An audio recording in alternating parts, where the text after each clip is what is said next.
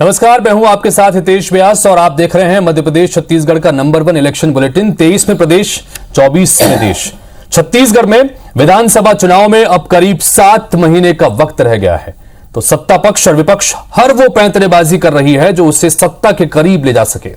आरोप प्रत्यारोप की बाढ़ के बीच हर दिन नए नए दांव चले जा रहे हैं और इसी कड़ी में बुधवार को बीजेपी ने पीएम आवास योजना को लेकर छत्तीसगढ़ विधानसभा घेराव के दौरान शक्ति प्रदर्शन किया। इस दौरान बीजेपी कार्यकर्ताओं के साथ पुलिस की झड़प भी हुई। आवास को लेकर शुरू हुई लड़ाई अब बम तक पहुंच गई है। सड़क से सदन तक और उसके बाद अब बम तक का जिक्र हो रहा है। बीजेपी ने पुलिस पर बम फेंकने का आरोप लगाया तो कांग्रेस कह रही है कि भाजपा भ्रम फैला रही है। इसके बीच कई सवाल खड़े हो रहे हैं और इन्हीं सवालों के जवाब तलाशने के लिए हमारे साथ में खास मेहमान जुड़ रहे हैं। मेरे साथ में स्टूडियो में मौजूद हैं कांग्रेस पार्टी के प्रखर वक्ता वरिष्ठ नेता चंद्रशेखर शुक्ला जी, और साथ ही हमारे साथ में थोड़ी ही देर में संजय श्रीवास्तव भी जुड़ेंगे जो कि भारतीय जनता पार्टी के प्रवक्ता हैं। उनसे भी बातचीत करेंगे। दोनों से बातचीत के सिलसिले को शुरू करें और जो सवाल इस मसले से उठ रहे हैं उसके जवाब तलाशने की कोशिश करें। उससे पहले एक रिपोर्ट के जरिए देखिए कि क्या कुछ कल दिन भर हुआ और उसके बाद आज क्या बयानबाजी हो रही है।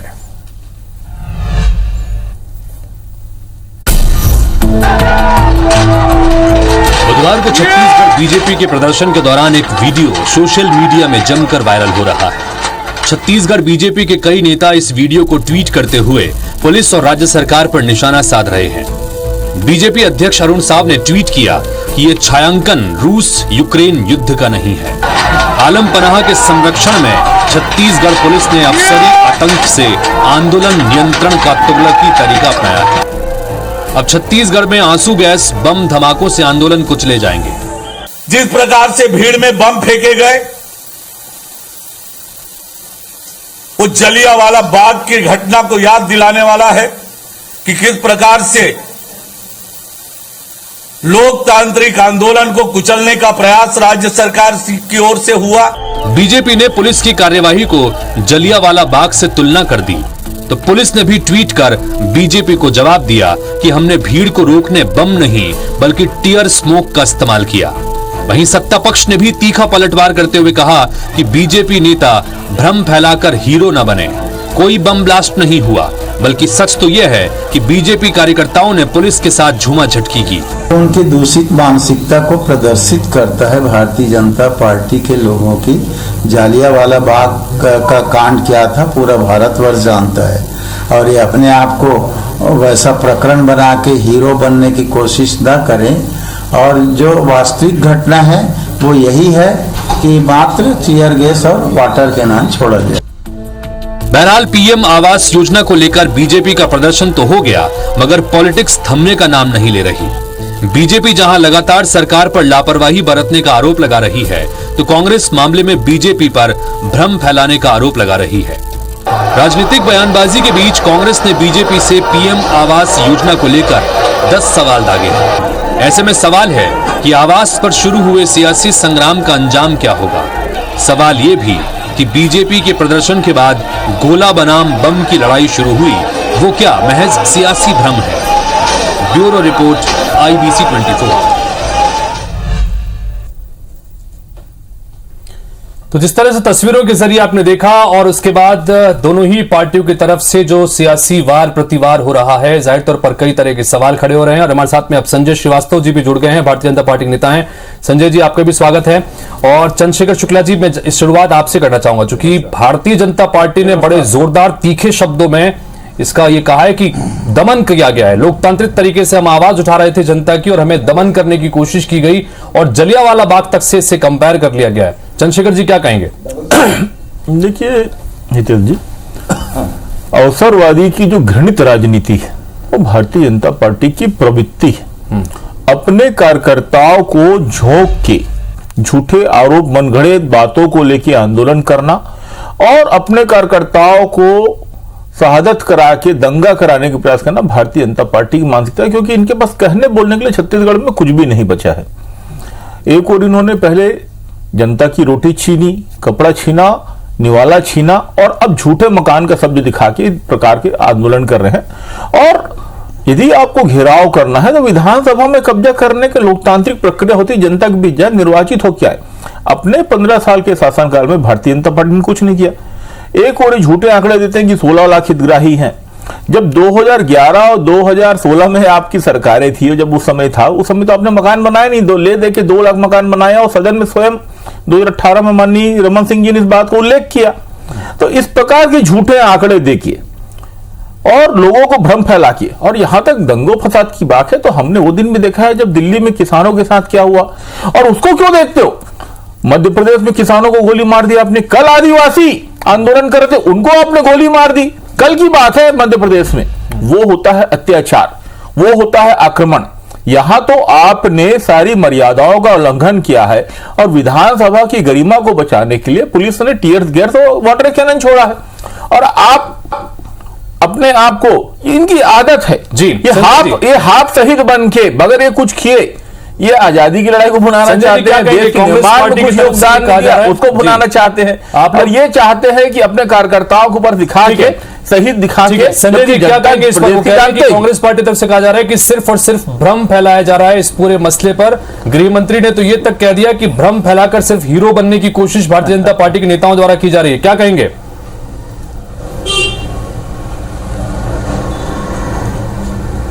देखिए, बेगानी शादी में अब्दुल्ला दीवाने की स्थिति इनकी हो गई है।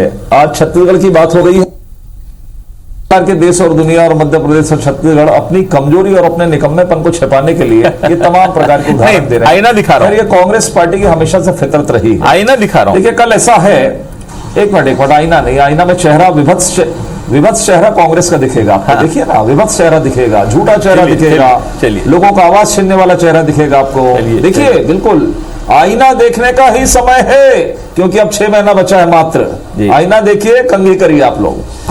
देखिए, ऐसा है, प्रधानमंत्री आवास योजना अभी कह रहे थे, जानकारी है नहीं, लेकिन बोलना है कुछ ना कुछ। 2011 का सेंसस है, आपकी सरकार थी यूपीए की, उस समय सेंसस हुआ।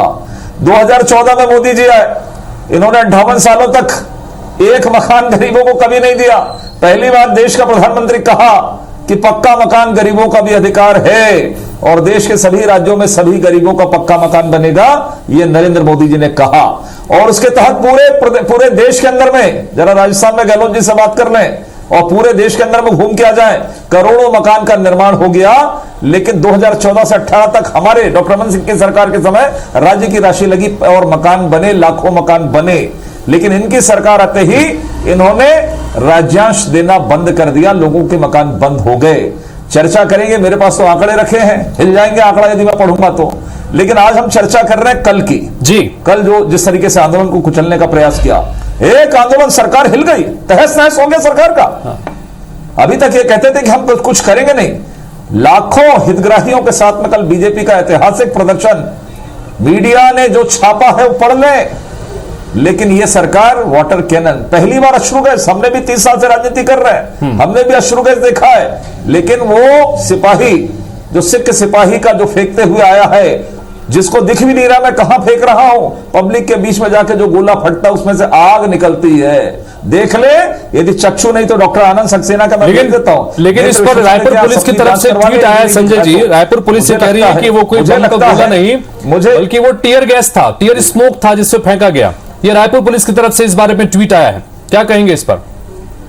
तो वो देखिए ऐसा है, पुलिस प्रशासन क्या कहेगी, सरकार की भाषा तो कहेगी, लेकिन आप भी देखिए, आप मीडिया के आदमी हैं, मैंने नहीं देखा जीवन में कभी कि आग फटता हो दिखाई दे, वो तो दिख रहा है ना जी, केवल गैसेस दिखाई देती है जब अश्रु गैस चलता है। तो क्या कहेंगे? आग का गोला टाइप फटा है कि और जिस ओर से फेंका गया उसको मालूम ही नहीं, हजारों लोग सामने, जो जिस तरह का वो जो वीडियो वायरल किया जा रहा है, उस वीडियो आज तक खतरनाक तरीके से वो फेंका गया कार्यकर्ताओं के बीच में, और कोई गंभीर हादसा वहां पर हो सकता था। क्या कहेंगे चंद्रशेखर जी इस पर? निश्चित रूप से हितेश जी, जैसे संजय भाई ने कहा, वास्तव में ना इन्होंने आजादी पहले आंदोलन किया ना आजादी के बाद आंदोलन किया, ये मुफ्त का बगैर नखून कटाए शासन करना चाहते हैं, शहीद बनना चाहते। भाई साहब, आप बोल रहे थे मैं चुप था, आप बोल रहे थे मैं चुप था, आप बोल रहे थे मैं चुप था, वो आंसू ही था, वो धुआं उड़ा और आपने उसका विभत्स चित्रण किया।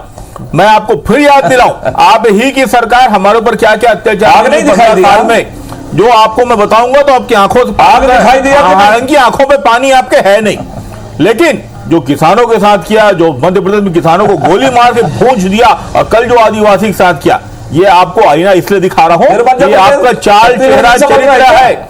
और आप जो मकान की बात कर रहे हैं, तो 2011 का सेंसस के बाद 2021 का आपने जनगणना क्यों नहीं कराया?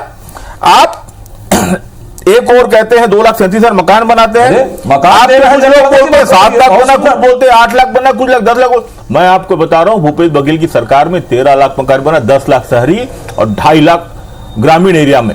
और इसके अलावा आपने जो आंकड़े दिए हैं, वो 7 लाख आवेदन आप कब जमा कर रहे हैं, पहले यह बताइए। और उन 7 लाख के आंकड़ों के साथ केंद्रांश कब जमा कर रहे हैं, यह भी बताइएगा। क्योंकि मैं आपको याद दिला दूं, 800 करोड़ का राज्यांश जमा करने के बाद जब केंद्र सरकार में जमा किया तो पीएम आवास माननीय मोदी जी ने रद्द कर दिया था। उस समय आपके सारे नेता मौन बैठे थे। एक घृणित राजनीति मत कीजिए, छत्तीसगढ़ की भोली भाली जनता आप लोगों की औकात और वास्तविकता समझने लगी संजय जी, कमीशन खोरी की जो आदत आपको पड़ गई है, उस कमीशन खोरी की आदत ने आप लोगों को विवश कर दिया है झूठे आरोप लगाने के लिए, और उसके चलते आप इस प्रकार के घृणित और निम्न स्तर का कार्रवाई करने में उतर आए हैं। ठीक है संजय जी, क्या कहेंगे? चूंकि लगातार कांग्रेस की तरफ से ये कहा जा रहा है कि जो आंकड़े आप लोग रख रहे हैं, ये आंकड़ों के जरिए दरअसल भ्रम फैलाया जा रहा है आप लोगों की तरफ से। ये 16 लाख की बात होती है, ये सदन के भीतर भी मुख्यमंत्री जी ने कहा, और आज सवेरे भी कांग्रेस पार्टी की तरफ से बाकायदा 5-10 सवाल पूछकर ये पूछा गया है कि अलग अलग आंकड़ों के जरिए कि बीजेपी भ्रम फैलाने की कोशिश करी है। संजय जी, जाना चाहेंगे आपसे, इस पर क्या कहना चाहेंगे? उन सवालों को ही जवाब दे दें। देखिए ऐसा है, प्रधानमंत्री आवास योजना 2011 में सेंसस होता है। आवासहीन परिवारों की संख्या छत्तीसगढ़ में निकल कर आती है 18,76,731। मैं बता रहा हूं, ये क्या जानेंगे? खड़े हो जाए मेरे सामने, भूपेश बघेल से लेकर सब लोग, मैं बता दूंगा। आई क्यों नहीं आपने? सुन लीजिए। कुल निर्मित कुछ सुन लीजिए। कुल निर्मित आवास 10,94,000, सुन लीजिए, है ना, 10,94,732, सुन लीजिए। और जो चिट्ठी आई गिरिराज सिंह, नरेंद्र सिंह तोमर, यदि पढ़ना आता है तो अपने सेक्रेटरी से पूछ लें, बार बार आग्रह करके केंद्रीय सचिव के माध्यम से राज्यांश लगाइए। वो चिट्ठी भी हमने आपको सौंपा है। और तो और इतनी शर्म आनी चाहिए सरकार को कि इनका पंचायत मंत्री टीएस सिंहदेव चिट्ठी लिख के इन पर आरोप लगाते हुए कि मैं एक मकान नहीं बना पा रहा हूं सरकार के कारण, मैं पंचायत विभाग नहीं संभाल सकता। इससे गैर जिम्मेदार सरकार क्या होगी? यहां पर कुछ भी बोल रहे हैं, ऐसा है वैसा है। आपका सेकंड मंत्री, पंचायत मंत्री, जिसकी जवाबदारी थी, उसने शर्म खाकर इस्तीफा दे दिया कि मैं विभाग नहीं संभाल सकता क्योंकि हम किसी एक गरीब का मकान नहीं बना पा रहे। वो चिट्ठी पढ़ूं या चश्मा भिजवाऊं सभी मंत्रियों को? मुख्यमंत्री जी को भी भिजवा देता हूं बड़ा वाला चश्मा, पढ़ लें कि आपके पंचायत के मंत्री ने क्या लिखा है। दूसरा सुन लीजिए, छत्तीसगढ़ में जो लोग छूट गए थे 2011 में, छत्तीसगढ़ 2016 में एक और सर्वे हुआ जिसको आवास प्लस कहते हैं, 3,85,000 लोगों को और मकान मिलना था। आपने बनाया 2018 से आपकी सरकार बनी, अरे 18 के बाद से तो जिनकी एक किस्त बची आपको देना था 1,80,000 लोग छूटे हैं। जिनकी 2 किस्त आपने नहीं दिया उनका 2,48,000 लोग रुके हैं। 3 किस्त जिसको आपको देना है 2,94,715। ठीक है संजय जी, जो बात लगातार कर रहे हैं और लगातार हम ये सवाल जानने की कोशिश भी कर रहे हैं, चंद्रशेखर जी आपसे भी सवाल, प्रदेश की जनता की तरफ से सवाल। ठीक है संजय जी, के मकान पर तमाम आंकड़ों के बीच में मजाक मत करिए। इन तमाम आंकड़ों के बीच में प्रदेश की जनता की तरफ से मेरा ये सवाल दोनों से ही 800 करोड़ जवाब दे पाए। ये जो आंकड़ों की बात हो रही है, 5,500 भारतीय जनता पार्टी लगातार एक आंकड़े करोड़ पेश कर रही है, कांग्रेस पार्टी इन आंकड़ों को झुठलाने की बात कर रही है। और सवाल ये भी कि आपकी जब सरकार थी तब आप लोगों ने इस तरह से इसमें क्यों नहीं बनाया गया? अभी जाना चाहेंगे कि एक्चुअल में फिगर है क्या जिसको लेकर इस तरीके से बता तो रहा हूं मैं, उस पर जाना चाहेंगे। चंद्रशेखर जी, क्या कितना किया बता रहे हैं? देखिए हितेश जी, बहुत सीधी सी बात है। इन्होंने 2011 के सेंसस का बार बार हवाला दिया, कहा कि 18,70,000 लोगों को घर बना के देना था, और खुद रमन सिंह जी ने 2,70,000 मकान बनाए, तो बाकी 16 लाख के लिए क्यों नहीं बनाया तब? और जो माननीय भूपेश बघेल जी ने 13 लाख बनाए, जिसका पैसा बकायदा जारी हो गया, नोटिफिकेशन हो गया, उसकी गिनती क्यों नहीं कर लेते हैं? तीसरा प्रश्न मेरा फिर पुनः है कि जो 7 लाख कल आपने आवेदन दिया, वो आवेदन कब सरकार को सौंपेंगे ताकि हम सर्वे करा सके? चौथा प्रश्न इससे रिलेटेड है कि वो 7 लाख लोगों का केंद्रांश 60% वो कब दोगे आप? एक बार हमने 800 करोड़ दिया, पीएम आवास हमारा माननीय मोदी जी ने बंद कर दिया, केंद्रांश कब दोगे आप? पीएम आवास है ना, केंद्रांश 60% की बात हुई है ना, होना तो 100% चाहिए था पीएम आवास के नाम पे, लेकिन ठीक है 60% हमारा कोयला, हमारा रॉयल्टी का पैसा चोरी करके बैठे हो, हमारा जीएसटी का पैसा चोरी करके बैठे हो, वो तो दे नहीं रहे हो, और जिस चीज का श्रेय ले रहे हो उसका केंद्रांश भी नहीं दे रहे हो। हमारे कोयले से, हमारे बिजली से, हमारे रॉयल्टी से देश चल रहा है, उसका पैसा तो दे नहीं रहे हो, और बचा खुचा में, और बचे खुचे में जिसका श्रेय लेना चाहते हो उस पीएम का केंद्रांश भी नहीं दे रहे हो। ये समझ गए ना? ये 60% कब दोगे ये बताओ, ये 7 लाख आवेदन कब दोगे, 60% कब दोगे ये बता दो। 40% की गारंटी मैं देता हूँ, आप 60% आज दो, 40% 1 घंटे गारंटी मैं देता हूँ, 40% 1 घंटे में हम जमा करेंगे। अरे तुम क्या लोगे, चंद्रशेखर जी, आप क्या लोगे? आप नहीं घर बना पाया शहर में, लेकिन मैं बता रहा हूँ गारंटी लेके एक सामान्य कार्यकर्ता की 40% गारंटी में, तो 60% पैसा कब आएगा बताइए संजय जी। बात 60% से चालू करना और 7 लाख का बात करना। संजय जी, संजय जी जवाब दे दो ना। हाँ संजय जी बोलिए बोलिए। एक मिनट जाओ सुनने की आदत डाला करो। सरकार में हो आप, आपने मेरे ऊपर व्यक्तिगत टिप्पणी की, जरा चले जाइए कमल विहार और इंद्रप्रस्थ। 10,000 मकान मैंने बनाया मेरे कार्यकाल में, आपके 4.25 साल हो गए जिन मकानों को हमने अधूरा किया था उसको कंप्लीट नहीं कर पा रहे हो आप 4 साल के अंदर। सुनो अब सुनने की आदत डालो, सुनने की आदत डालो, सुनने की। फिर वही अब दूसरी बात, अच्छा बोलिए। दूसरी बात छोड़ देते, बंद कर देते। आपने तो कहा था कि आरडीओ को बंद करेंगे, क्यों चला रहे हो? दूसरा, नरेंद्र सिंह तोमर का पत्र आपकी राशि लेने के लिए दिनांक 6 जुलाई 2021 पढ़ लेना यदि दिखाई देता है तो।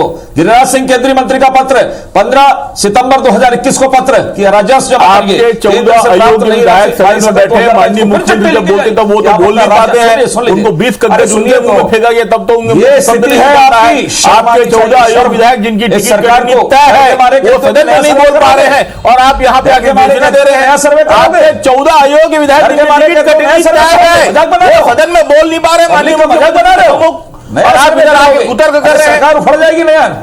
नया करते माननी करते रह जाओ, काम कुछ मत करो, केवल माननी। ठीक है संजय जी, जनता ने आपको नकार दिया, आपको नकार दिया संजय भैया, आपकी सरकार नहीं है, तो माथुर साहब नहीं चलेगा। माथुर साहब का मोहन मरकाम ने तुम्हारी कमजोर प्रदर्शन दिया कि स्टेप पैसा खा गए तो आंदोलन नहीं चलेगा। चंद्रशेखर जी एक सवाल कि जी एक ठीक है संजय जी एक सवाल पूछ लूं, मोहन मरकाम ने सदन में क्या बोला? जो जिस तरह की चेहरा दिखा दिया आपने पाते। ठीक है फंड खा गए। ठीक है संजय जी एक सवाल तो पूछ लूं संजय जी प्लीज। चंद्रशेखर जी सवाल ये भारतीय जनता पार्टी की जिस तरह की ऐतिहासिक भीड़ जुटी है, ये अब तक का सबसे बड़ा आंदोलन है। दूसरी तरफ आपकी तरफ से गृहमंत्री का बयान होता है कि 5 में से 4 बैरिकेड तोड़े हैं, लेकिन ये जो प्रदर्शन था ये पूरी तरह से बेहद विफल रहा है। इसको किस तरह से देख रहे हैं, क्योंकि आगे आने वाले समय में 2023 में भी जाहिर सी बात है चुनाव के समय में भी बीजेपी इसे एक बड़ा मुद्दा बनाएगी। आप इसे किस तरह से देख रहे हैं कल के इस पूरे आंदोलन को?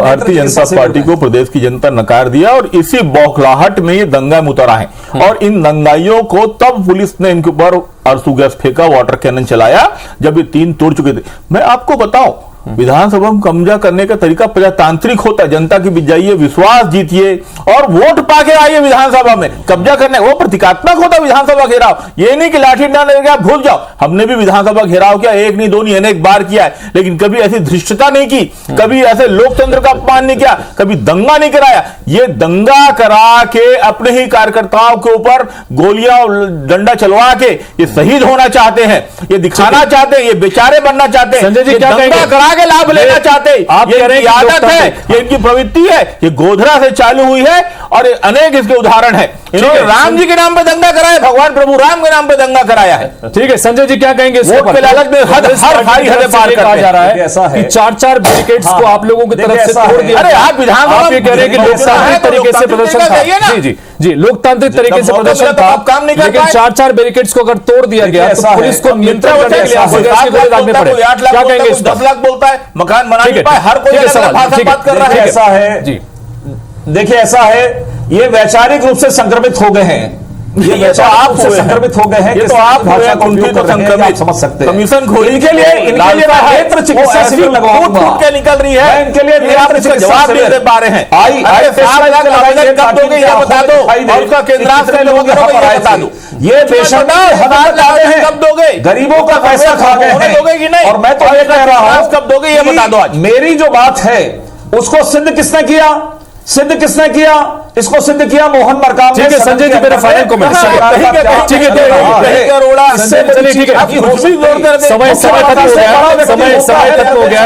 समय खत्म हो गया। संजय जी फाइनल कमेंट चाहूंगा। ठीक है Sanjay ji please, Sanjay ji final comment चाहूंगा आपका। की कार्यप्रणाली पर प्रश्न चिन्ह लगाया है। संजय जी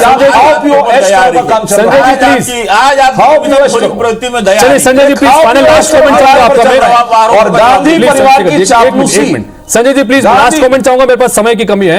मैं जानना चाहूंगा कि आगे की क्या रणनीति, संजय जी आगे की क्या रणनीति? आप लोगों ने सदन पे भी बात की, सड़क पे भी लगातार बातचीत की, बड़ा आगे की क्या रणनीति?